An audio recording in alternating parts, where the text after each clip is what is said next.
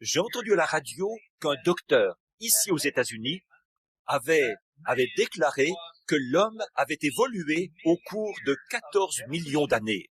They dug up a bone over in Italy in 1800, somewhere in the Ils ont déterré un os en Italie en 1800, dans les années 1800. On prétend que c'était un os humain qui avait, peut-être d'après, alors qu'il s'applique à en déterminer l'âge. Et ce docteur, qui est maintenant vieillard, a consacré toute sa vie à l'étude de cet os. Et il dit que cet os, c'est l'os d'un homme. Et il est vieux de 14 millions d'années. Now, how nonsense. Mais quel non-sens qu'un homme ait gaspillé sa vie pour rien, en cherchant à démontrer la fausseté de la parole de Dieu. Et tout ce qu'il en a récolté, c'est une destination sans fin. Tout le monde sait que si on enterre un os, au bout de 20 ans, cet os aura commencé à se décomposer. Au bout de 100 ans, cet os aura presque disparu. Il n'en restera plus que des débris. Et ça, quelles que soient les conditions auxquelles il aura été soumis. Voyez. Et puis, au bout de 1000 ans, cet os-là serait comment? 10 fois 100 ans. Oh, 10 fois ça, ce serait quoi? Ce serait 1 million? 14 fois 1 million? Oh là là, c'est tout simplement, ce n'est même pas censé. Un os ne durera pas 14 millions d'années, quelles que soient les conditions. Tout le monde sait ça. Il se pourrait qu'il ait ramassé quelque chose qui ressemblait à un os ou quelque chose comme ça. Et puis, comment ont-ils pu arriver à déterminer qu'il était vieux de 14 millions d'années? Voyez, après tout, Dieu a fait l'homme sur la terre il y a 6 000 ans. Et ça règle la question. Quelqu'un discutait de ça avec moi il y a quelque temps, lors d'une de mes réunions. Je parlais de l'évolution de l'homme, et j'ai dit que celui-ci n'existe que depuis 6 000 ans. Et cet homme m'a dit, « Eh bien, frère Branham, nous pouvons prouver que le monde existe depuis des millions d'années. Donc, ce que vous racontez là, vous êtes complètement dans l'erreur. » J'ai dit, « Ne croyez-vous pas la Bible ?» Il a dit, « Je crois que c'est l'homme qui a écrit la Bible. » J'ai dit, « Il est vrai que la main de l'homme a formé les lettres, mais le Saint-Esprit était derrière la main, voyez, a formé la lettre, parce que c'est ce que la Bible dit. » Et il a dit, « Eh bien, là, vous devrez admettre que, pour ce qui est du monde, là-dessus, ils sont dans l'erreur. » J'ai dit, la Bible n'est jamais dans l'erreur. Jamais dans l'erreur. Il a dit, eh bien, si le monde, il a dit, a été, vous pouvez voir que les montagnes, elles ont été formées par le volcanisme. J'ai dit, mais c'est que vous, il a dit, et Dieu aurait fait ce monde en 6 jours? J'ai dit, alors, la Bible ne dit pas ça. Vous vous êtes imaginé qu'elle le disait, c'est tout. J'ai dit, faisons donc un retour en arrière, là, pour régler l'argument que vous apportez. Le premier chapitre de la Genèse dit, au commencement, Dieu créa les cieux et la terre. Un point, c'est tout. Combien de temps il a mis à le faire, je n'en sais rien. Il ne nous l'a pas dit. Mais, au commencement, Dieu créa les cieux et la terre. Un point, c'est tout. Ensuite, et la terre était informe. C'est là que Dieu a commencé à l'utiliser. Voyez, alors il se creuse les méninges pour rien. Voyez, Dieu a fait le monde. Il a peut-être mis 100 billions d'années à le faire. Je ne sais pas combien de temps il a mis à le faire, mais il l'a fait. Il n'a pas dit combien de temps il a mis à le faire. Et ça ne nous regarde pas, ça, combien de temps. Il a seulement dit, au commencement, Dieu créa les cieux et la terre. Un point, c'est tout. Ça règle la question. Ça s'arrête là. Combien de temps il a mis à le faire, ça. Mais ensuite, la création a commencé à surgir, là, lorsqu'il a commencé, à l'autre moment. Et je crois que ce qui est là, tout ce qui est sur terre, reflète le ciel. Je crois que la raison pour laquelle vous voyez toutes ces choses qui luttent pour la vie, c'est parce qu'il existe une vie dont celle-là est le reflet. Et je crois que quand Dieu a fait l'homme, il a commencé par présenter le reflet des choses plus petites, comme la vie animale. Et puis ensuite, il a créé quelque chose d'autre. C'est exactement comme ça, nous dit la Bible, qu'il a procédé. Il a d'abord fait les arbres et les végétaux, et il a fait l'homme. Et alors, la dernière chose qui est venue de la terre, sous forme de création, c'était un homme. Jamais il n'y a eu quoi que ce soit de plus élevé. Parce que quoi? C'était un reflet parfait de ce qui est le plus élevé dans le ciel. En effet, Dieu est un homme. Dieu est un homme. Et donc, c'en est la preuve. Et quand Dieu est descendu habiter parmi nous, il était un homme. Voyez, un homme, ce qui démontre que la perfection de l'évolution, donc, c'était Dieu. qui est un homme. Et alors, prenez un arbre, prenez l'herbe et ainsi de suite. Prenez un arbre. Il reflète l'arbre de vie qui est dans le ciel. Toutes ces choses luttent pour atteindre la perfection. Et toutes les choses naturelles, comme il est dit dans Hébreu ici, ont été faites de choses invisibles. Autrement dit, elles sont surnaturelles.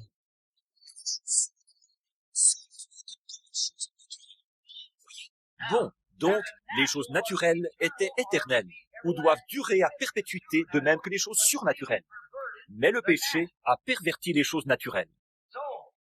Alors, si c'est le cas, et c'est ce que je crois, alors tout ce qui se produit sur la terre est un type de choses spirituelles qui se produisent. Voyez, il faut que ce soit le reflet de quelque chose, ces réalisations de l'homme. Bon, nous voyons par exemple le corps naturel. Ici, il y a le corps naturel, et le corps a été fait pour se reproduire. C'est pourquoi il y a eu les enfants. Et alors, le corps naturel, lors de la naissance naturelle d'un bébé, nous voyons que la première chose qui apparaît, c'est l'eau. Ensuite le sang, ensuite la vie. Nous voyons que dans le corps spirituel de Christ, la première chose, c'est l'eau, puis le sang, puis la vie, la justification, la sanctification, le baptême du Saint-Esprit. Vous voyez comme elle reflète. Toutes les choses naturelles reflètent les choses spirituelles. La naissance naturelle. Prenons par exemple l'union par le mariage. Nous voyons, pour ce qui est du mariage, nous voyons qu'il y a une cour qui se fait, ensuite il y a les engagements, et enfin le mariage. La chose devrait alors être réglée à tout jamais. Or, c'est la même chose pour Christ et l'Église. Voyez, une cour se fait. Dieu lance son appel dans nos cœurs, nous nous abandonnons, la cérémonie du mariage, et l'épouse prend le nom de l'époux. Voyez, voilà, c'est ce qui fait d'elle l'épouse. Or, l'épouse prend toujours le nom de l'époux. Il y a tant de choses dont nous pourrions parler ici. J'en ai dressé une liste. Il me faudrait presque 2 heures pour la parcourir toute, ainsi que les passages de l'Écriture à l'appui, tels que, si vous en voulez quelques-uns ici, pour appuyer ça, tels que 1 Jean 5, 7, qui montre la naissance naturelle et la naissance spirituelle et tout. L'eau, le sang et l'esprit. Et 3 dans le ciel, le Père, le Fils et le Saint-Esprit. Ces 3 sont un. Il y en a 3 qui sont d'accord sur la terre. Ils ne sont pas un, mais ils sont d'accord. Sur la terre, ce sont l'eau, le sang et l'esprit. Voyez, l'eau, le sang et l'esprit, comme la naissance naturelle, qui en est le type. Alors, si un homme a l'idée très arrêtée que la justification, c'est tout ce qu'on doit avoir, rien d'autre, il est dans l'erreur. Forcément qu'il est dans l'erreur. Et puis, si l'Église, ceux qui croient, comme beaucoup de pentecôtistes, que le Saint-Esprit, c'est tout ce qu'il faut, c'est tout, simplement se repentir et recevoir le Saint-Esprit. Ça aussi, c'est une erreur, parce qu'il faut qu'il y ait la sanctification là pour purifier avant que le Saint-Esprit entre. Sinon, vous excluez le sang, voyez. Et la nouvelle naissance, là, les gens disent que le baptême du Saint-Esprit est la nouvelle naissance. Or ça, c'est une erreur. Le baptême du Saint-Esprit est différent de la nouvelle naissance. La nouvelle naissance, c'est lorsque vous naissez de nouveau. Mais le Saint-Esprit, c'est lorsqu'une puissance entre dans cette naissance pour produire le service. C'est exact. Voyez, le Saint-Esprit, c'est d'être baptisé dans le Saint-Esprit. La nouvelle naissance, vous avez la nouvelle naissance en croyant au Seigneur Jésus-Christ. Voyez, en ayant la foi et en l'acceptant comme votre sauveur. Là, c'est la naissance. Voyez, parce que vous êtes passé de la mort à la vie. Bon, si vous voulez étayer ça, prenez Jean 5, 24. Celui qui écoute mes paroles et qui croit à celui qui m'a envoyé a la vie éternelle. Voyez, il a la vie parce qu'il croit. Et il a fallu que ce même groupe de gens-là se retrouve à la Pentecôte pour y être baptisé du Saint-Esprit. Exact. Le Saint-Esprit, c'est une puissance, le pouvoir de le servir.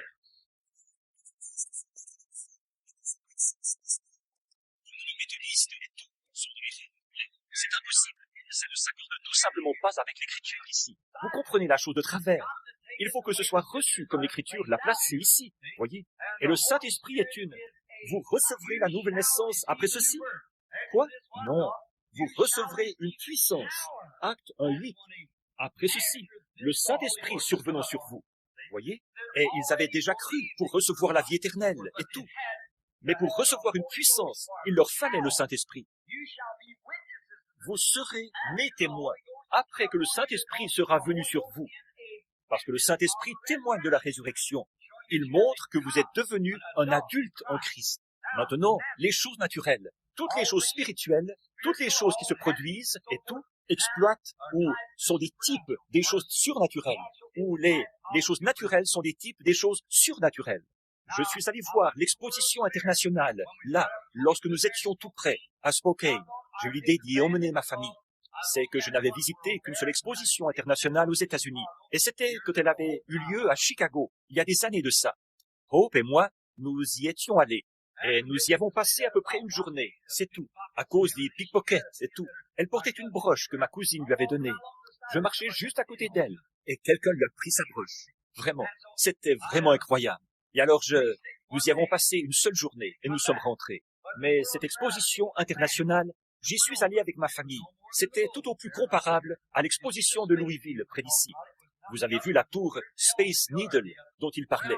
Ça se résumait à ceci. On se rend à l'édifice Esley ou à l'édifice Brown, quelque part par là, et on prend l'ascenseur pour monter 8 ou 10 étages, et on redescend. Et voilà, c'était tout. Je pense que c'est la General Electric qui présentait ça là-bas. Par contre, il y a une chose qui était assez impressionnante. Bon, l'Allemagne avait son stand, la Russie et tous les autres pays avaient le leur, puisque c'est une exposition internationale. Les Allemands, la France, ces petits stands-là n'occupaient pas beaucoup plus de place que la chair ici. Par contre, les scientifiques y ont présenté leurs réalisations, et ce sur quoi portait principalement leur présentation. C'était l'usage du tabac. Si un homme qui fume la cigarette entrait là et qu'il fumait encore en ressortant, il y a quelque chose qui ne tourne pas rond mentalement chez cet homme. Alors que je les ai vus de mes propres yeux prendre une cigarette, la placer dans une machine et aspirer par là la fumée de ce tabac, et on envoyait les bouffées dans une éprouvette contenant des produits chimiques. Et c'était tout plein de cancers blonds, après une seule cigarette. Ensuite, il a dit, bien des gens disent, c'était là les plus grandes réalisations mondiales en la matière. Il a dit, bien des gens disent, je n'avale pas la fumée. Et ce scientifique a pris la cigarette et on a aspiré lui-même une bouffée dans sa bouche. Et il ne l'a pas soufflé par ses narines.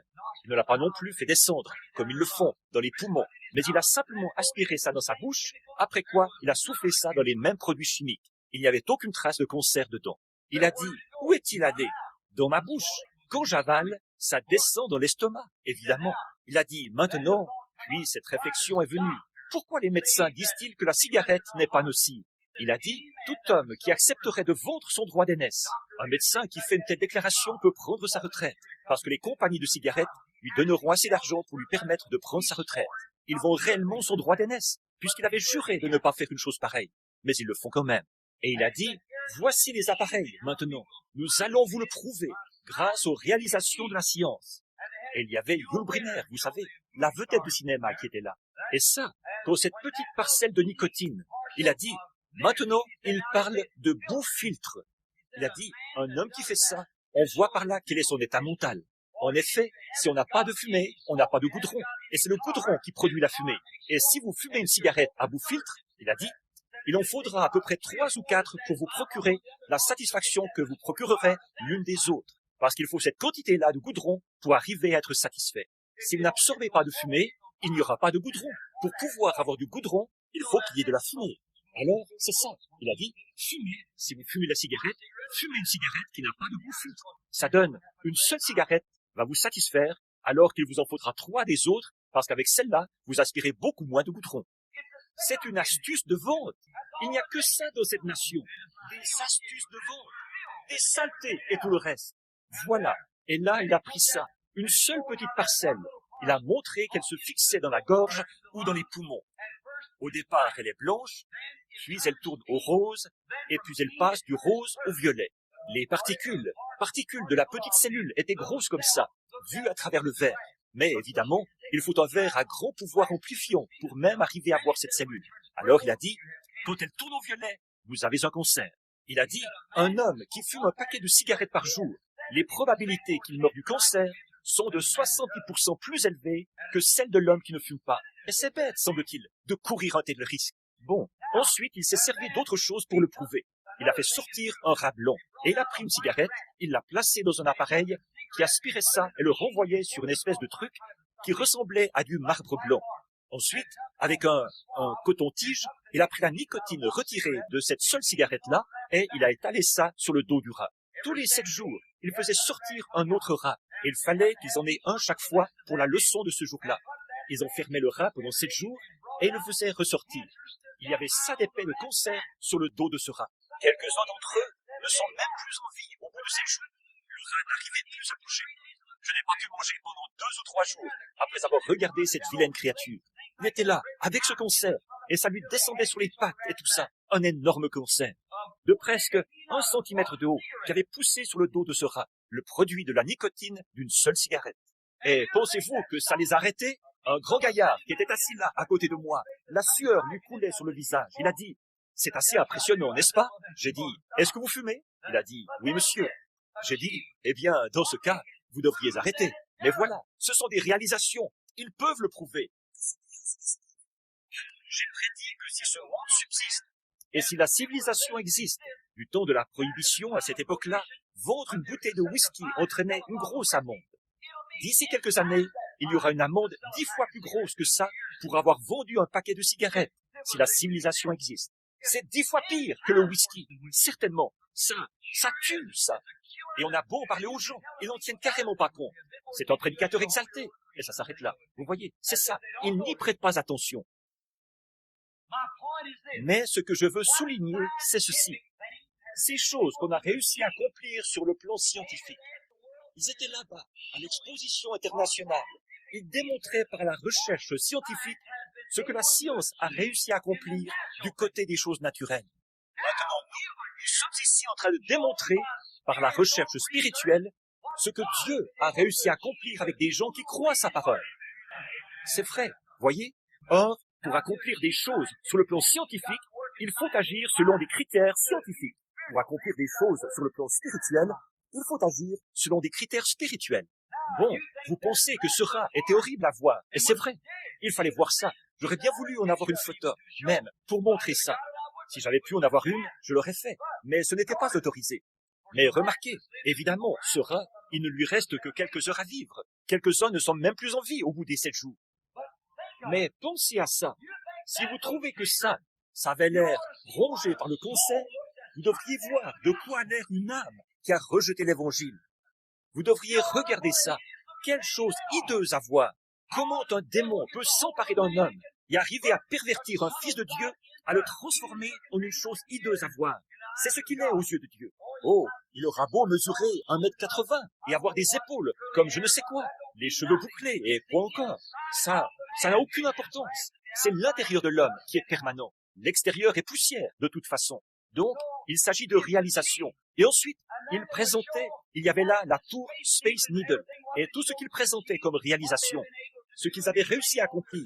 Et ils expliquaient toute leur réalisation atomique, et ainsi de suite. Ils présentaient une prédiction de ce que la Chevrolet allait être. C'est la General Motors qui présentait ça. Ce à quoi dans un autre, le siècle prochain, ce à quoi la Chevrolet du XXe siècle allait ressembler. Moi, je trouvais que ça ressemblait à un tuyau à gaz avec un capot par-dessus. Bon, il montrait comment elle allait fonctionner, qu'elle serait propulsée par l'énergie atomique, avec des espèces d'ailerons qui se soulèveraient l'un sur l'autre et maîtriseraient le véhicule. Ça présenterait un grand avantage. Mais je me demande si nous pourrions revenir aux pages du livre de Dieu ce matin et voir à quoi ressemblera l'Église à ce moment-là, voir les choses que Dieu a accomplies. Oh, les événements qui se produisent sur cette terre représentent toujours quelque chose qui provient d'ailleurs. Mais lorsque cela atteint la terre, c'est généralement dans un état perverti, parce que cela se trouve dans le monde des ténèbres et du péché. Voyez? Mais par contre, il y a une représentation véritable dans les sphères spirituelles de l'autre dimension. Comme il y en a une dans les 3 dimensions, la 6e dimension aussi a sa représentation à elle. Je suis vraiment content de ça. Alors, considérons maintenant les réalisations auxquelles nous sommes parvenus au cours des dernières années. Maintenant, commençons par quelque chose qui est arrivé. Je ne vous retiendrai pas longtemps, si le Seigneur le veut, mais je voudrais que vous voyiez ceci rapidement. Quand ça m'est venu, j'avais l'impression que j'allais m'envoler. Maintenant, remarquez, là, il y a quelques années, le moyen de locomotion, c'était la voiture à cheval. Il n'y a pas si longtemps, pas très longtemps, moi-même, je me suis déplacé en voiture à cheval et assis sur une selle. Quand j'étais un jeune garçon de 15 ou 16 ans, je montais à cheval et j'allais en ville en voiture à cheval. Je passais ici même, devant cette église, sur le chemin boueux qu'il y avait là. Et ici, c'était un terrain marécageux, recouvert de mauvais herbes, presque aussi haut que ce bâtiment, avec un cheval et une charrette. Je livrais des haricots blancs et d'autres produits de la ferme. Maintenant, je passe devant ici dans une voiture au moteur gonflé. Quelle différence! L'époque de la voiture à cheval et puis l'époque de l'automobile. Ensuite, l'époque de l'avion est arrivée. On est passé de la terre à l'air. Maintenant, si vous observez, aussi sûr que cette réalisation a été atteinte par la science, la personne de la pensée spirituelle et qui comprend ces choses le verra. Cela représentait une réalisation de l'économie de Dieu avec son Église. Maintenant, l'époque, et souvenez-vous, le messager arrive toujours à la fin du message. Maintenant, l'époque de la voiture à cheval, c'était qui? C'était la fin de l'âge de Luther. Voyez, l'époque de la voiture à cheval. Ils ont cru à la justification. Dieu a fait sortir l'Église du romanisme, du catholicisme. Il lui a fait atteindre sa première réalisation spirituelle. Le juste vivra par la foi. Ça, c'était l'époque de la voiture à cheval. Ils étaient passés à l'époque de la voiture à cheval, qui s'achevait. Maintenant, la réalisation suivante atteinte par l'homme dans le domaine des moyens de locomotion a été l'automobile. Et si vous remarquez, l'automobile augmente continuellement en puissance. Alors, à la fin de l'âge de Wesley, qui a introduit, par la réalisation spirituelle atteinte, la sanctification, c'est-à-dire que l'Église s'est élevée de l'état de justification à l'état de sanctification. Maintenant, à mesure que nous avancerons, je veux que vous vous souveniez de ceci. C'est que l'Église, ce qu'on appelle Église, n'est pas l'Église. L'Église, c'est l'Église spirituelle. Des dizaines de milliers de luthériens qui avaient adhéré à l'Église ne savaient pas plus ce qu'était la justification qu'un cochon ne saurait ce qu'est une selle d'Amazon. Ils n'en savaient rien. Et dans l'âge de Wesley, des dizaines de milliers de gens qui pourtant professaient la sanctification ne savaient pas plus ce qu'était la puissance de sanctification de Dieu qu'un lapin ne saurait ce que c'est que des raquettes à neige. Voyez, ils n'en savaient absolument rien. Mais il y a un peuple qui a atteint cela. Alléluia! Vous voyez où je veux en venir. Quelqu'un a su ce que c'est que d'être justifié devant Dieu, d'avoir la paix avec Dieu par notre Seigneur Jésus-Christ. Quelques-uns de ces luthériens ont été loyaux. Ils y ont cru, sans tenir compte de ce que disait l'Église catholique. Ils ont cru la parole de Dieu et ils y sont tenus parce que le messager de cet âge avait prêché que le juste vivra par la foi. Et ils ont cru l'état de justification. Et ils ont pu, par la grâce de Dieu, atteindre la justification, avoir la paix avec Dieu par notre Seigneur Jésus-Christ. Maintenant, nous remarquons encore autre chose là. Les méthodistes sont venus avec la sanctification. Bon nombre de ces méthodistes ont réellement été sanctifiés. Par contre, beaucoup d'entre eux affirmaient qu'ils l'étaient alors qu'ils ne savaient rien à ce sujet. L'Église méthodiste a enseigné la sanctification. Ils disaient qu'ils s'étaient agenouillés et qu'ils avaient crié. Ils se relevaient ensuite en disant « Gloire à Dieu, je suis sanctifié !» Et ils continuaient à mener la vie qu'ils avaient toujours menée. Mais quelques-uns de ces hommes et de ces femmes ont réellement été sanctifiés des choses du monde. Et ils ont mené une vie consacrée, mise à part. Pourquoi? C'était l'âge de l'automobile qui a reçu plus de puissance, de chevaux vapeur. L'automobile, l'ancienne modèle T, avait probablement une puissance de 15 ou 20 chevaux. Voyez, il y avait la puissance de 15 ou 20 chevaux dans ce petit moteur-là. La sanctification. Lorsque la science accomplit quelque chose par des moyens naturels, Dieu est en train d'accomplir quelque chose par des moyens spirituels. Voyez, il se passe quelque chose continuellement. Ensuite, après l'âge de la sanctification, maintenant prenons par exemple des hommes comme le brave Bennington. Comme homme, qui aurait pu être un homme plus remarquable que ce brave frère Bennington? Et considérez John Wesley, George Whitefield, Finney, Knox, beaucoup de ces braves méthodistes qui ont passé des moments très difficiles. Ils ont souffert l'enfer sur la terre, des tourments, parce qu'ils croyaient que la parole de Dieu enseigne la sanctification, la deuxième étape de la grâce. Et ils s'en sont tenus à cela. Ils y ont cru. Et ils ont accompli des prodiges grâce à cela. Tout comme ce que Henry Ford et les autres avait accompli dans le domaine des moyens de locomotion avec la vieille Ford Model T, si on la compare avec ce qu'était le cheval, il a avancé au-delà de l'époque du cheval. Et Wesley a avancé au-delà de l'époque des luthériens. And then along come Pentecost. And as science of the world was able to achieve Ensuite est venue la Pentecôte. Et alors que la science du monde avait réussi à produire un moteur d'automobile, les frères Wright, en créant ou en faisant, en fabriquant plutôt, l'avion, cet appareil volant était de loin supérieur à la voiture terrestre, parce qu'il s'est élevé dans les airs. Alors, les frères Wright, en atteignant cette réalisation, ils ont, par la science, réussi à présenter ici sur Terre le modèle de quelque chose, ce qui montrait qu'une grande chose spirituelle était sur le point de se produire. Et quand les frères Wright ont atteint cette réalisation, un homme qui quitte le sol, alors la Pentecôte est descendue, et on s'est élevé dans les airs avec un don spirituel, avec le baptême du Saint-Esprit. Il s'est élevé dans les airs. Oh, alléluia! Il a quitté le sol afin de pouvoir planer. Il s'est élevé dans les airs. Oh, il était bien au-delà de la voiture à cheval. Il était bien au-delà de l'automobile. Il était là-haut, dans les airs. Il cognait, il soufflait, il claquait, mais il volait. Voyez ces réalisations atteintes par l'homme sur la terre. En effet, elles ont été faites de choses invisibles.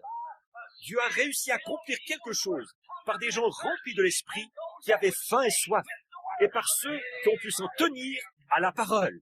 Or, si Wesley n'avait pas fait ce pas dans la parole, et n'avait pas su une mauvaise réputation comme ceci, il s'est fait traiter de fou et de tous les noms. Il n'aurait jamais pu réussir. Mais Wesley était l'un des grands scientifiques de Dieu. Luther était l'un des grands scientifiques de Dieu. Il ne se souciait pas de ce que les églises disaient, de ce que les organisations disaient. Luther ne se souciait pas de ce que les catholiques disaient. Il a cru que le juste vivra par la foi. Alléluia. Et il a pris les éléments chimiques de la parole de Dieu. Il les a rassemblés et l'Église a avancé par la foi. Wesley les a rassemblés par le sang. C'était ainsi, par le sang. Et l'Église a été sanctifiée. Les pentecôtistes ont cru que le baptême du Saint-Esprit, que la promesse est pour vous, pour vos enfants et pour ceux qui sont au loin. Ils ont rassemblé les éléments chimiques de la parole et ils se sont élevés dans les airs. Ils ont décollé parce qu'ils ont eu la possibilité de pouvoir accomplir cela. Or, comment se fait-il que ces hommes soient arrivés à faire cela? Comment se fait-il que Luther ait découvert cela? Comment se fait-il que Wesley ait découvert cela? Et les autres, comment se fait-il qu'ils l'aient fait? C'est parce que les matériaux qui permettaient de construire une Ford Model T se trouvaient ici sur Terre. Il y avait l'électricité qui pouvait faire fonctionner une voiture. Il y avait de l'essence dans la terre. Il y avait des pistons et ainsi de suite. Toute la mécanique, le carbone pour la génératrice et tout ce qu'il leur fallait pour créer ce genre de choses. Et remarquez que cela a commencé pour fabriquer plutôt, pas pour créer. C'est Dieu qui est le créateur. Et il avait placé tout cela ici. Mais des hommes qui croyaient dans le domaine scientifique, naturel, ils ont sondé cela et ils ne se sont pas laissés arrêter. Ils y croyaient. C'était une révélation dans leur cœur. Et ils s'y sont tenus jusqu'à ce qu'ils aient prouvé que la chose était vraie. C'est comme ça que John Wesley a prouvé la sanctification. Les matériaux se trouvaient ici. La parole de Dieu qui a produit cela. Il y croyait. Peu importe que toute l'église anglicane et que tous les rejettent, tenu à ses convictions, et il a prouvé cela. Après quoi sont venus les pentecôtistes, et parce qu'ils avaient les matériaux, ils ont prouvé que le Saint-Esprit était vrai, et ils se sont élevés dans les airs. Avez-vous remarqué qu'une réalisation scientifique s'ajoutait à l'autre était le complément de l'autre? C'était seulement une forme supérieure. Voyez, l'automobile était un moyen de locomotion supérieur au cheval, et l'avion était un moyen de locomotion supérieur à l'automobile. Mais l'un s'est ajouté à l'autre. La puissance des chevaux vapeur. Amen. Si ça, c'est la puissance des chevaux vapeur, que dire de la puissance de Dieu? Que dire du Saint-Esprit et de sa puissance à lui? La puissance du Saint-Esprit qui peut vous justifier. Cette même puissance du Saint-Esprit peut vous sanctifier. Cette même puissance du Saint-Esprit qui vous a sanctifié de sa présence. Et des petits scientifiques qui ne savaient même pas leur alphabet ont découvert cela. Pourquoi? Ils étaient des scientifiques spirituels. Amen. Ils ont vu la chose. Ils y ont cru. L'homme y est arrivé par l'instruction. Le scientifique naturel. Le scientifique spirituel, lui, y est arrivé par la révélation. L'un par l'instruction, l'autre par la révélation. Oh, si nous pouvions seulement nous ouvrir. Il y en a de toutes sortes, des matériaux qui se trouvent ici. C'est vrai. Maintenant, nous remarquons le déroulement, comment Dieu a réussi à accomplir cela. Par les pentecôtistes qui se sont élevés dans les airs. Comment c'est là qu'ont été restitués à l'Église la guérison, le parler aux langues, la révélation, les dons de l'esprit. Ces choses, Luther n'en savait rien, et Wesley non plus. Ils ne les ont jamais enseignées, ils n'en savaient rien. Ce n'était pas pour leur âge. Voyons, qu'est-ce que Henry Ford aurait pu savoir au sujet d'un avion à cette époque-là, avant qu'arrivent les frères Wright. Voyez, ils ne pouvaient pas savoir. Et c'est la même chose pour l'homme, à l'époque où il conduisait une voiture à cheval. Il y a 500 ans, il ne pouvait pas savoir ce qu'était une voiture sans chevaux. Seulement la Bible avait annoncé qu'elle serait là. Donc, ils ont réussi à accomplir cela par la recherche scientifique. Et quand la chose s'est produite sur Terre, Dieu a représenté cela par une réalisation atteinte par son Église. Car les choses qui sont, qui paraissent, ont été faites de choses invisibles. Voyez, le reflet de cela. Bon, maintenant, l'âge pentecôtiste, au cours des 50 dernières années, a déclenché dans le monde entier un réveil accompagné de toutes sortes de choses. Il y a eu des guérisons, des maladies ont été guéries, des infirmes ont été guéris, des aveugles ont recouvré la vue. Pensez-vous que le monde y a cru? Non, monsieur. Ils n'ont pas cru Luther, ils n'ont pas cru Wesley, ils n'ont pas cru les pentecôtistes. Mais Dieu, au moyen de la Bible, par ses recherches, un homme qui était désireux de le faire a pu, au moyen de la Bible, prouver au monde que c'était bien vrai. Amen. Maintenant, nous devons nous souvenir de ça. Nous devons le croire, puisque ces choses étaient des types. Maintenant, nous sommes arrivés au bout de l'âge pentecôtiste. L'âge pentecôtiste, comme je l'ai démontré, là, il se fond dans l'âge de l'Odyssée. Mais maintenant, il s'est produit autre chose. Nous avons maintenant un astronaute. John Glenn a été notre premier astronaute. Et nous voyons que ça, c'est bien au-delà de l'avion. L'avion ne peut monter que tant que la pression est là, et tout. Mais ici, il s'agit d'une puissance atomique, d'une puissance plus grande qui, en le pressurisant, lui permet de monter tellement plus haut que l'avion, même que l'avion est complètement dépassé. C'est vrai. Il a réussi à accomplir cela. Très bien. Maintenant, nous avons un âge de l'astronaute, dans le domaine naturel. Et souvenez-vous, le messager arrive à la fin du message précédent. Toujours. Ça, nous l'avons démontré, là. Maintenant, nous sommes dans le domaine de l'astronautique. Amen et amen. La science a réussi à prouver qu'il existe un astronaute qui peut aller tellement loin qu'on ne peut pas le voir avec les yeux naturels. Et se déplacer, qu'il n'y ait là pression pas. Il peut tout simplement continuer à avancer parce qu'il est dans une cabine pressurisée. Et il peut monter là, planer dans les hauteurs et voir les mondes qui se trouvent là. Un astronaute. Oh là là, cet âge qui arrive, quel âge ce sera? Oui, monsieur, aller bien au-delà de toutes les choses naturelles, s'élancer tout là-bas, dans les vastes étendues. Qu'est-ce que cela représente? Un âge spirituel, un temps spirituel, où Dieu aura des astronautes spirituels. Amen. Ils sont ici maintenant même. Alléluia. Les aigles de l'air qui peuvent aller au-delà de tous les autres oiseaux. Planer au-dessus de tout. Des astronautes spirituels, noirs, qui peuvent prendre la parole de Dieu et prouver qu'il est le même hier, aujourd'hui et éternellement. Un astronaute spirituel. Oh là là! Moi, ça me réjouit vraiment de vivre dans cet âge. Maintenant, ça, c'est une chose merveilleuse pour un astronaute spirituel. Voyez, qu'est-ce que les scientifiques naturels ont fait? Ils ont réussi à accomplir cela. Et Dieu, par des hommes qui peuvent s'en tenir à la Bible et déclarer qu'il est le même hier, aujourd'hui et éternellement, qui n'ont pas peur de la promesse, quoi qu'ait pu dire n'importe qui d'autre. Eux, ils s'en tiennent à elle. Vous devenez un astronaute qui peut aller tellement loin que c'est bien au-delà de la pensée dénominationnelle. C'est bien au-delà de tout le reste. C'est bien au-delà des choses de l'Église. C'est tout là-bas, avec Dieu et avec lui seul. que vous demeurez des astronautes. Et souvenez-vous, pour pouvoir devenir astronautes, ils ont dû entrer dans une cabine et ne peuvent pas se diriger eux-mêmes. Il faut la puissance d'un radar, une puissance atomique pour élever cet homme au-delà de l'espace. Après quoi, il est dirigé par une tour. Gloire! Pour les astronautes spirituels de Dieu, c'est la même chose. Ils entrent dans une cabine, dans un lieu, dans un corps. Et ce corps, c'est le corps de Christ. Ensuite, ce n'est pas eux. Ce n'était pas John Glenn. C'était la cabine dans laquelle il se trouvait. C'était l'appareil. Lui, il était assis là, c'est tout. Il n'a rien fait du tout. Il a eu le courage pur et simple de monter là et de déclarer que c'est vrai, parce que la science l'avait démontré. Dieu veut avoir des hommes qui peuvent entrer en Christ et croire qu'il est le même hier, aujourd'hui et éternellement, et qui n'utilisent pas leurs propres pensées. Ils partent dans l'espace, dirigés par le Saint-Esprit. Amen. Des astronautes. Pfiou. Comme c'est loin de l'ancienne voiture à cheval, comme c'est loin même de l'avion, comme c'est loin de la justification, de la sanctification, du baptême du Saint-Esprit. Ce sont maintenant des aigles. En premier, c'était des lézards. Ensuite, c'est devenu des poulets. Ensuite, c'est devenu des corbeaux.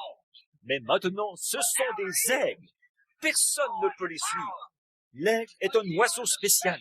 Il peut monter plus haut que tous les autres oiseaux. Il a été préparé à voir, à garder toute sa tête une fois arrivé là-haut. Certaines personnes peuvent sauter très haut, mais ne savent pas où elles sont une fois arrivées là, parce qu'elles ne voient pas plus loin que le saut qu'elles ont fait. Par contre, certaines personnes peuvent regarder au loin et voir ce qui se passe. Ça, c'est l'aigle. Il peut rester là jusqu'à ce qu'il ait tout examiné. Et il attend jusqu'à ce qu'il entende un message qui lui indique ce qu'il doit dire. Ça, c'est l'astronaute de Dieu. Voyez, toutes les autres réalisations ont une suite. Pourquoi est-ce que cette réalisation-ci n'aurait pas de suite? Des astronautes pour Jésus. Amen. Il ne décolle même pas par sa propre puissance. Il est lancé. La seule chose qu'il fait, c'est pénétrer à l'intérieur. C'est tout ce que vous avez à faire. Pénétrer à l'intérieur. Dieu s'occupera du lancement et du placement. Plus question de la puissance de l'essence non plus, du credo quelconque d'une église. C'est la puissance atomique de Dieu qui vous propulse tout là-bas, très loin dans l'espace. Amen. Oh, eh bien, qu'en est-il de ces astronautes? Ils n'ont jamais eu à ne prendre que le mot justification, que le mot sanctification. Lui, il a pénétré dans toute la Bible. Amen. Il a pénétré dans tout cela parce qu'il sait que Dieu peut accomplir toutes les promesses qu'il a faites. Il reste là, c'est tout, et il attend. Oh là là, la parole ne peut pas faire autrement que de se manifester. Si vous êtes malade et que vous êtes un astronaute, rappelez-vous simplement ceci. Entrez en Christ et attendez le compte à rebours. C'est tout. Il tirera le coup de feu. Ne vous en faites pas. Donc, ils ont réussi à accomplir cela parce que Dieu l'avait promis. Maintenant, combien plus grand est l'astronaute? Ces choses que nous avons maintenant, que l'ancienne puissance des chevaux, que la puissance de l'automobile et que la puissance de l'avion. Vous voyez, l'astronaute, il est tellement haut qu'il peut voir des choses que l'homme en voiture à cheval ne pouvait pas voir. Il est tellement haut qu'il peut voir des choses que l'homme en automobile ne pouvait pas voir. Il est tellement haut qu'il peut voir des choses que l'homme qui pilote un avion ne peut pas voir. Il a carrément dépassé tout raisonnement. Amen. Gloire, c'est ça. Il est allé au-delà de toutes les réalisations imaginables par l'homme. L'organisation, la dénomination. Il faut que vous soyez méthodiste, baptiste, ou que vous fassiez partie de ceci, des unitaires, des binitaires, ou qu'encore. Il est un astronaute. Il est parti planer très loin dans l'espace. Amen. Combien je suis reconnaissant. Et souvenez-vous, l'astronaute est dirigé par la puissance d'un radar. Vous les avez vus ramener John Glenn. Je regardais là-bas, au Cap Canaveral. J'ai vu cet énorme radar. On ne voyait même pas nulle part, mais on pouvait savoir où il était par l'orientation du radar. C'est là qu'il se trouvait, voyez. Et nous aussi, nous avons un radar. La prière est le radar. La puissance qui oriente l'astronaute. Tout ce que vous demanderez au Père en mon nom, je le ferai. Voyez, il suffit d'observer vers quoi est orientée la prière. Vous verrez alors ce qu'il vise. Amen. Il suffit d'observer vers quoi est orientée la prière de l'Église. Vous verrez alors de quel côté seront propulsés les missiles. Vous pouvez le savoir par le parcours qu'effectuent les astronautes, par ce vers quoi est orientée la prière de l'Église. S'ils prient, Seigneur, bien sûr, nous, on ne croit pas à ces choses-là. Oh, cet astronaute amorce une descente, c'est tout. Oh, frère. Par contre, lorsque toutes choses sont possibles, Seigneur, répands ton esprit sur l'Église et donne-lui ce qu'il nous faut. Répands sur nous le Saint-Esprit et emporte-nous loin de tout raisonnement, avec la foi que cette parole est vraie et nous nous en tiendrons strictement à elle. Alors regardez bien l'écran, là, qui se met à pointer vers le haut, comme ceci. Voyez, l'astronaute continue et continue et continue. Il monte très haut dans les airs. Merveilleux. Il va au-delà de toute dénomination. Il va au-delà de tout credo.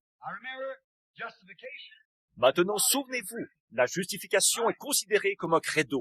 C'est vrai, lorsque vous croyez la justification un peu à la manière des luthériens et de n'importe lequel de leurs satellites. C'est ce qu'ils sont, des satellites, mais qui n'ont pas encore quitté le sol. Prenez la sanctification et leurs satellites à eux. Vous dites, les satellites des luthériens, qu'est-ce que c'est? Eh bien, l'Église du Christ et ce groupe-là, les satellites des Wesleyens, des méthodistes et de ceux-là, qu'est-ce que c'est? Les Nazaréens, les pèlerins de la sainteté, voilà leurs satellites. Et puis, il y a les pentecôtistes et leurs satellites à eux. L'avion, bien sûr, les unitaires, les binitaires, les trinitaires, les quaternaires, tout cela plus les autres. L'église Foursquare, l'église de Dieu, encore là, par les credos, tous encroutés dans leur dénomination. Franchit le mur du son. Il continue jusqu'au bout, sans s'arrêter. Il n'entend rien. Oh là là, il va bien au-delà de tout ça. Voyez, il est très haut. Là où toute chose, il vit dans la présence de Dieu.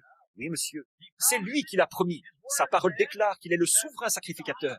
Vous voyez, cet énorme radar installé là-bas, qui se met en mouvement. Observez-le aux réunions. Vous pouvez observer cela lorsque le Saint-Esprit descend sous la forme d'une colonne de feu, comme il l'a promis. Un homme ne va pas être là à chercher à raisonner la chose par la science. Un vrai croyant. Qu'est-ce qu'il est? Il est un écran de radar. Observez-le. Le voilà qui se tourne dans toutes les directions. Amen. Il repère celui qui est là, l'astronaute. Vous avez un cancer. Vous avez telle et telle chose. Vous êtes un tel, de tel endroit. Le Seigneur Jésus vous rétablit. Alléluia. Le voilà parti. Des astronautes. Oh là là. Quelle église glorieuse cela devrait être. Elle est ici. Cette réalisation a été prouvée par la science. Ils l'ont présentée là-bas, à l'exposition internationale. Nous l'avons. Amen. C'est prouvé partout. Nous vivons à l'âge de l'astronaute. Voyez, cela a été fait de choses invisibles. Voyez, cela a été fait de quelque chose qui vient du ciel. C'est Dieu lui-même. Vous êtes dans cette 6e dimension. C'est la puissance de Dieu. Nous nous sommes trouvés dans ce lieu. Nous avons été élevés dans cette dimension. Au-delà de ces situations, on va pleurer sur une tombe et où on accroche un morceau de crêpe noire à la poignée d'une porte et où on fait des adieux. Alléluia. Nous sommes maintenant entrés dans l'astronaute. Nous sommes partis planer tout là-bas. Nous avons vu où se trouve ce lieu et nous sommes revenus. Nous allons vers notre demeure au-delà du ciel, là-bas, au-delà des raisonnements de l'homme. Et là, les vieillards seront transformés en un instant, en un clin d'œil. Nous les verrons là-bas, des hommes et des femmes âgés, redevenus jeunes. Comment le savez-vous? C'est ce que la Bible enseigne. Et Dieu a propulsé un astronaute là-haut. Nous savons ce qu'il en est. Il est revenu. Mourir n'est pas un sujet d'inquiétude. Mourir n'est rien. Bien sûr, c'est vivre. Oui, monsieur, c'est simplement quitter le sol pour pouvoir partir. Oh, que c'est merveilleux. Il a promis toutes ces choses dans sa parole, car Hébreux 13:8 dit qu'il est le même hier, aujourd'hui, éternellement. Dieu a réussi à accomplir par un seul homme qui s'est soumis à cela, à la parole de Dieu, parce que toujours à la parole. Or, savez-vous, les astronautes, en fait, ce n'est rien de nouveau. Que dire d'Élie? Si lui n'était pas un astronaute, je n'en ai jamais vu un seul. Il est allé là où John Glenn n'a jamais même songé à aller. Eh bien, vous savez, l'un d'eux a décollé au ralenti une fois. Il s'appelait Enoch. Il est simplement monté en marchant. Mais il était un astronaute, bien sûr. Il était pressurisé. Il n'a pas eu besoin d'être changé ni rien. Non, il était déjà pressurisé lorsqu'il s'est mis à marcher. Il a simplement continué à marcher. Il a quitté toutes les dimensions et tout. Il est entré dans la présence de Dieu. De même, un brave vieillard qui était fatigué. Ses jambes ne le portaient plus très bien. Il avait eu des prises de bec avec Jézabel. Ses cheveux courts, son maquillage et tout. Et alors, Dieu a simplement fait descendre un char. Il a dit, je vais te faire monter dans les nuées en char cet après-midi. Un astronaute. Un jour, quelqu'un est venu mourir pour chacun de nous. Et Dieu l'a ressuscité le 3e jour. Et 500 hommes se trouvaient là. Ils l'ont vu être enlevé dans les nuées. Et une voix dit, « Je reviendrai. » Des anges se sont ensuite présentés là et ont dit, « Ce Jésus qui était enlevé, le maître astronaute, reviendra de la même manière, dans le même genre d'habitable que celui dans lequel il est, un corps immortel. Alléluia. Et nous aurons un corps semblable à son corps glorieux, parce que nous le verrons tel qu'il est. Oh, alléluia. Il a franchi tous les murs du son, tous les murs du raisonnement. Il est allé au-delà du raisonnement. Il est allé au-delà de tout le reste. De même, tout homme qui compte vivre pour Dieu devra aller au-delà des 5 sens et devra dépasser toute l'instruction, toutes les réalisations atteintes par l'âme et croire Dieu, franchir tout, écarter tout et s'élever dans les étendues du ciel. Amen. Oh, les astronautes et tout ce qui a été accompli dans le domaine naturel. Dieu a pu accomplir ces choses par son Église, par ceux qui sont spirituels, par un peuple spirituel qui croit.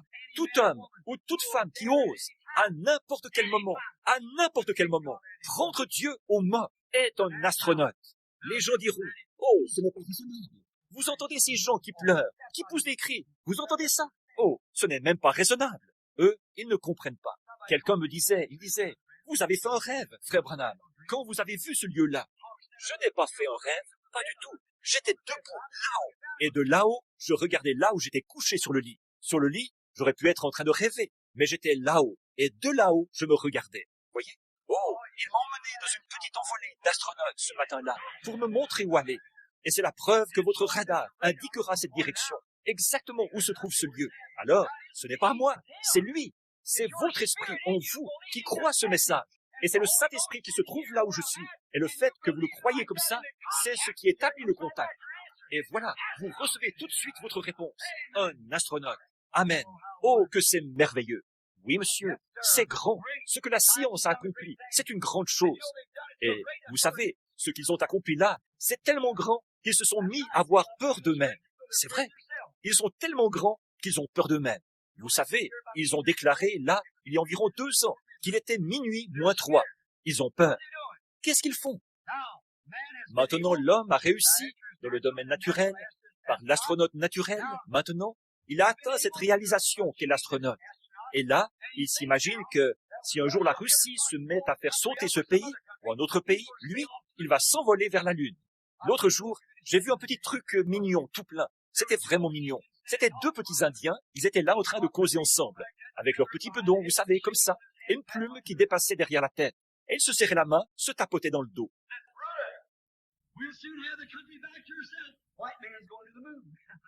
Ils disaient, « Mon frère, on va bientôt ravoir notre pays. L'homme blanc part pour la Lune. » Ils disaient, « On va bientôt ravoir notre pays. L'homme blanc s'en va sur la Lune. Alors on va ravoir notre pays. » C'est bien.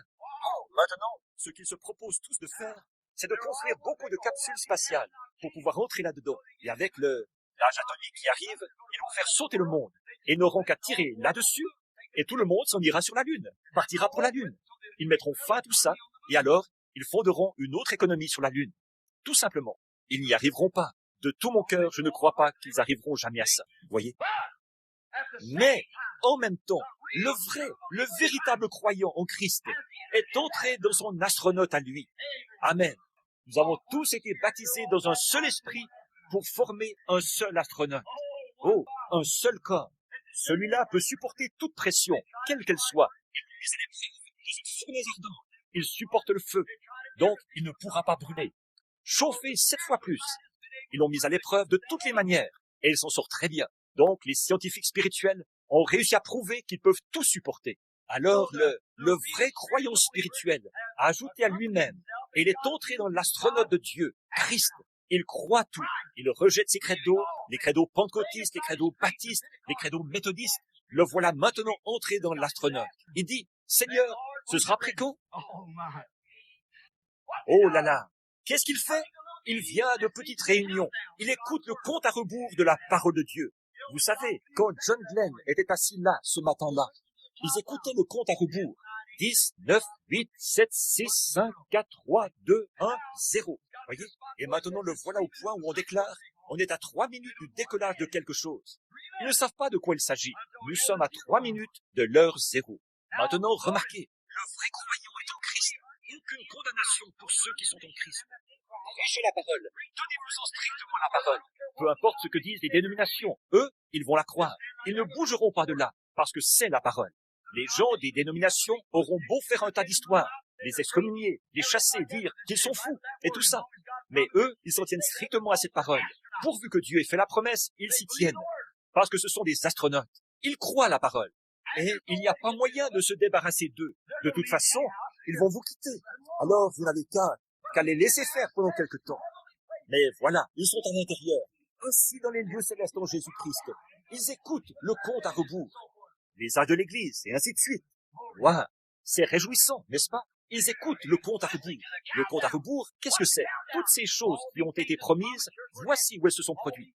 Toutes ces choses qui ont été promises, voici où elles sont en train de se produire. Voici où est la promesse. Voici où elle s'est produite. La réalisation qu'il avait promise pour aujourd'hui, la voici, ici même, au milieu de nous. Qu'est-ce qu'ils font? Ils écoutent le compte à rebours. Il a démarré où? Tout là-bas, avec Luther. Le compte à rebours. La justification, la sanctification. 10, 9, 8, 7, 6, 5, 4, 3, 2. On monte. Qu'est-ce qu'ils font? Ils attendent le décollage. L'heure zéro. Amen. Cette grande mise en orbite à laquelle l'Église se prépare est le grand moment du compte à rebours. Je voudrais vous expliquer ce que je crois être le compte à rebours. Or, je pense...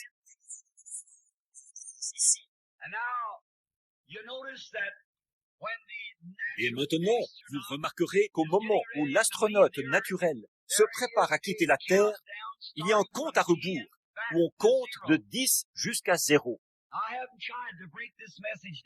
Maintenant, je n'ai pas essayé de développer ce message à fond et d'en donner l'application spirituelle, parce que ça prendrait trop de temps ce matin. Mais je voudrais essayer de vous expliquer ceci. 10 est un nombre de la mondanité, de l'homme. Mais 7 est le nombre de la perfection de Dieu. En 6 jours, il a fait les cieux et la terre, et le 7e jour, il s'est reposé. Et pendant 6000 ans, le monde doit lutter contre le péché, ou l'Église doit lutter contre le péché. Et le 7e millénaire, c'est le millénium, le sabbat. 7, c'est le nombre parfait de Dieu. Et maintenant, il nous a donné le compte à rebours correct. Et son compte à rebours n'est pas de 10, mais de 7. Nous venons de voir ça dans les 7 âges de l'Église. Et nous constatons que dans l'Apocalypse, le premier compte à rebours a été le premier âge, le deuxième compte à rebours, le deuxième âge, et ainsi de suite jusqu'au 7e compte à rebours. Et ici, nous voyons, visible devant nous, le dessin qui en a été fait, alors que nous avons vu ce compte à rebours. Le premier nombre du comptage, c'était Éphèse. Le deuxième nombre du comptage, c'était Smyrne. Ensuite, Pergame. Thyatire. Le 5e, c'était Sardes. Le 6e, c'était Philadelphie. Et le 7e, c'était Laodicée. Le dernier âge de l'Église. Après quoi, c'est l'heure zéro du départ de l'Église. Après que les âges de l'Église sont arrivés à leur terme. Bon, nous savons que l'âge de Thyatire a été et n'est plus. Et que l'âge d'Éphèse a été et n'est plus. Que l'âge de Philadelphie a été et n'est plus. Et nous sommes au 7e âge de l'Église, à la fin de celui-ci, l'âge de Laodicée. Et c'est ça, le compte à rebours. Si vous remarquez, dans nos leçons précédentes sur les églises, il tenait dans sa main 7 étoiles. Et nous avons vu que c'était 7 ministres des 7 âges de l'Église. Chacun d'eux a été identifié de façon parfaite, alors que Dieu faisait son compte à rebours. Depuis le moment de son départ jusqu'au moment de son retour, il rassemble un peuple à cause de son nom.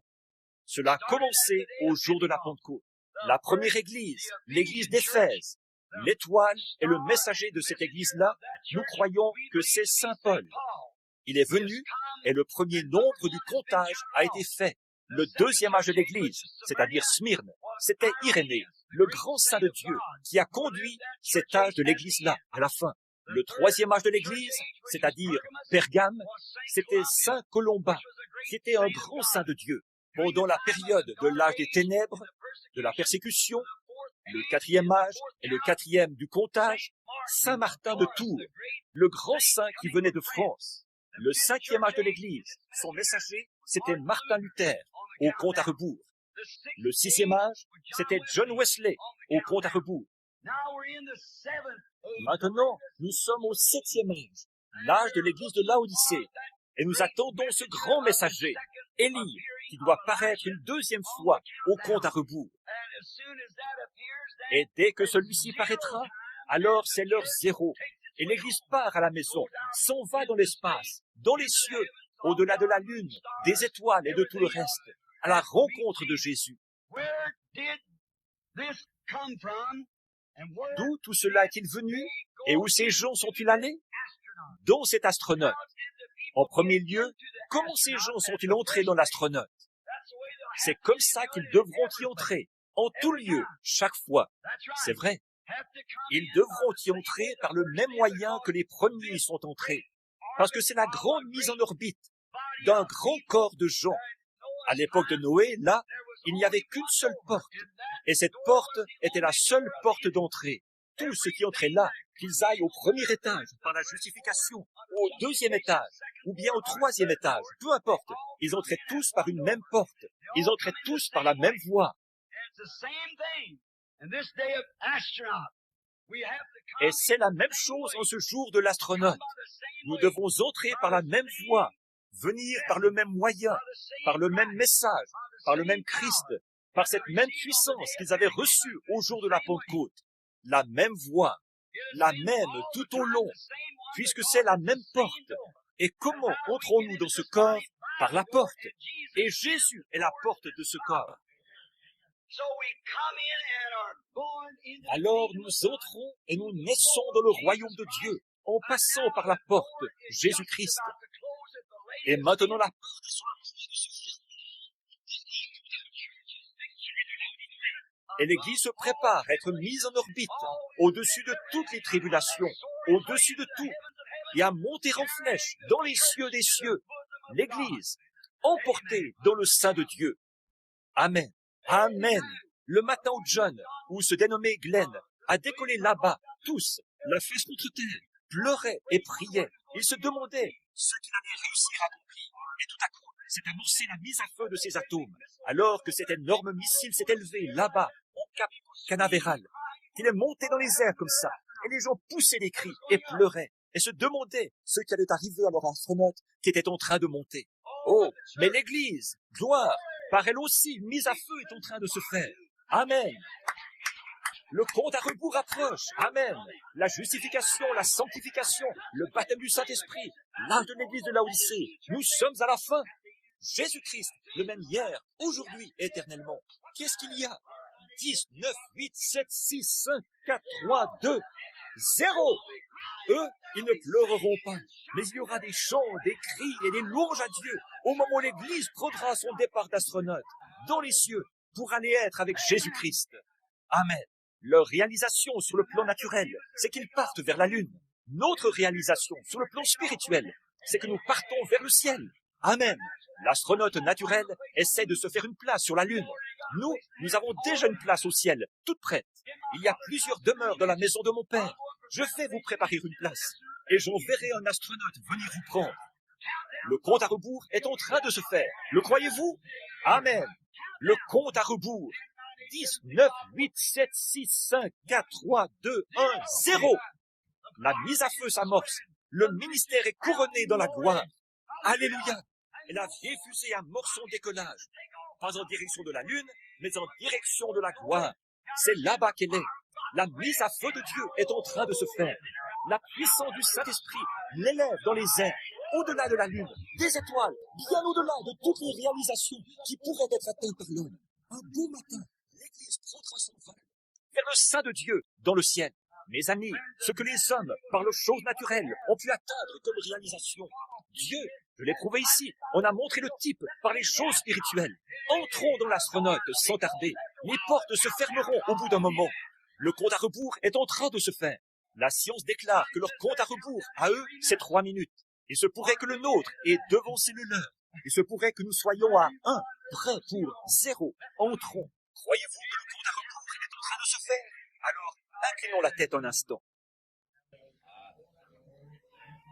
Father, Père, 10, 9, 8, 7, 6, 5, 4,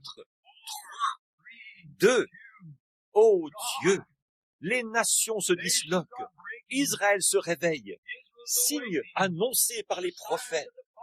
Les jours des gentils sont comptés, ils sont remplis d'effroi. Retournez vers les vôtres. Quel jour la lumière du soir brille. Ô Dieu, nous prions que chaque incrédule rejette sans tarder toutes les pensées qui lui ont été inculquées, toutes ces idées qui sont contraires à ta parole, et que ce matin, il entre dans ce glorieux astronaute, parce que c'est par une naissance que nous y entrons, et en lui, nous devenons une partie de l'astronaute. Je prie, Père Céleste, que dans ce grand corps de Christ, tu baptises des croyants aujourd'hui du Saint-Esprit, que le baptistère soit rempli de gens ce matin qui confesseront leurs péchés et seront ensevelis dans le nom de Jésus-Christ et qui monteront à bord du vieil astronaute, Seigneur, qui va au-delà de la lune et des étoiles, au-delà des credos, des dénominations. Nous avons déjà eu le compte à rebours. Tu nous as dit ce qui arriverait, les trois étapes de ceci. Tu as dit comment se passeraient les âges de l'Église, le premier âge de l'Église, le deuxième âge de l'Église, le troisième âge de l'Église, le quatrième, cinquième, sixième. Au comptage, celui-ci est le septième. Et après cet âge-ci, nous y sommes déjà, le dernier âge de l'Église. Et maintenant, le compte à rebours est en train de se faire. Les âges sont déjà passés au comptage. L'âge de Luther, l'âge de Wesley, l'âge pentecôtiste. Et maintenant, Seigneur, nous nous rassemblons dans l'astronaute. Et là-devant, il y a un grand verre grossissant. Nous pouvons voir la gloire, voir Jésus, le voir dans toute sa puissance, le voir dans toutes ses promesses. Tout ce qu'il a promis se reflète sur nous. Nous t'en remercions. Ô Dieu, puisse l'Église entrer sans tarder, aujourd'hui, dans la zone protégée, car ce sera bientôt l'heure zéro, et la porte du grand astronaute se fermera, de l'avion astronaute, et nous partirons comme Noé. Quand il est entré, pour ainsi dire, dans son astronaute à lui, il était porté sur toutes les eaux du jugement et au-dessus d'elle. Père, nous voulons entrer en toi pour que nous puissions naviguer sur les flots du temps, aller plus loin que Mars, que Jupiter, que Vénus, de l'autre côté de la blanche voie lactée, toujours plus loin et plus loin et plus loin, dans un lieu dont l'astronaute naturel ne connaît rien. Par contre, nous voyons que tu laisses celui-ci accomplir cela comme signe, afin que nous nous tenions prêts à partir. Nous partons de cette terre. Accorde le Seigneur. C'est par le nom de Jésus-Christ que je le demande. Il y a ici des mouchoirs, Seigneur, qui ont été posés ici, que des malades ont envoyés. Ils croient, Seigneur. Puisse-t-il devenir des astronautes à part entière ce matin. Puisse la puissance du Dieu Tout-Puissant, qui présente par ceci un reflet de sa Bible, car il prenait des linges et des mouchoirs qui avaient touché le corps de saint Paul, et les malades et les affligés étaient guéris. Le croyant astronaute, quand ceci le touchera, puisse-t-il décoller, Seigneur, la maladie derrière lui. Puisse chaque malade qui est ici en ce moment, Seigneur, entrer directement en Jésus-Christ, atteindre sa parole, sa promesse, et en disant, tout ce que vous demanderez au Père en mon nom, je le ferai. Puisse-t-il commencer à compter 10, 9, 8, 7, 6, 5, 4, 3, 2, 0. On décolle, Seigneur. Qu'il se lève des lits de camp, des civières, quoi que ce soit, qu'il se relève de la maladie, qui les enchaînait pour partir tout là-bas, dans l'espace, dans un lieu dont les médecins, les scientifiques, dont personne d'entre eux ne connaît rien.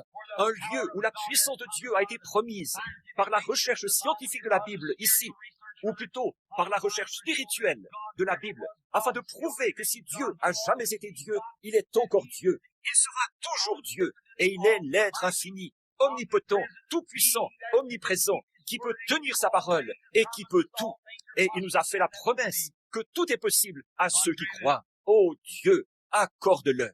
Puis celui qui est rebelle, homme ou femme, garçon ou fille, ce matin, qui n'est pas à l'intérieur, en train d'écouter le compte à rebours de la parole de Dieu, sachant que nous sommes arrivés au bout, que le comptage a été fait jusqu'au dernier.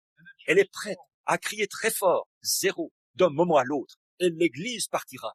Nous voyons le message qui arrive à son terme. Nous voyons la montée de la persécution. Nous en avons parlé hier soir. Nous savons que le temps est proche. Le compte à rebours est terminé. Tu nous as aidés, ici sur l'estrade, à présenter les âges de l'Église qui se sont succédés et à démontrer, au moyen de toutes les autres choses, que maintenant même, d'une minute à l'autre, cela pourrait se produire. Dieu Tout-Puissant, qui a créé les cieux et la terre, fais descendre ta miséricorde sur les gens.